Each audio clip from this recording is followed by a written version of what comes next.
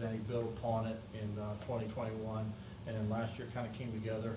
And since then, we've added, obviously, with a group of transfers through the portal in the last 2 years, and a bunch of good high school kids. So when you watch us practice right now, you can see we're bigger, stronger, faster than we've been at any point since I've been here. You could feel that they're a closer team who's got a lot more experience since any point since I've been here. How that translate on Saturdays, they got to go out and as they say, they got to play the game.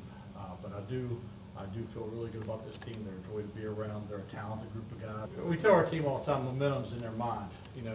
How many wins or losses or good plays or bad plays you had in a row, there's nothing physically holding you back.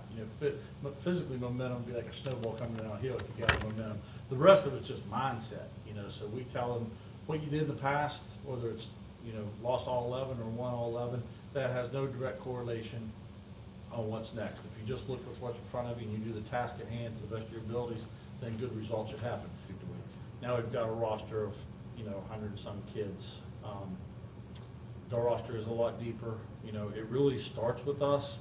3 or 4 years ago in the recruiting process, but being able to keep those kids around. I think part of, we talked our retention rate was something like 91% this past, which we were super proud of. That's an era of NIL, that's an era of transfer portal. To keep that many kids here tells you a little something about the type of kids we brought in, tells you something about the institution, tells you something about the staff being able to keep them here. So that's the first part of the recruiting process.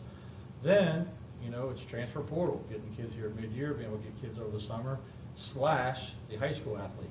So you're really recruiting, where your recruiting was always concentrated in one area, now it's concentrated in 3 areas. Keep your team here, how many transfers can you get, and then the high schools that are out there. My thing with culture is not a slogan.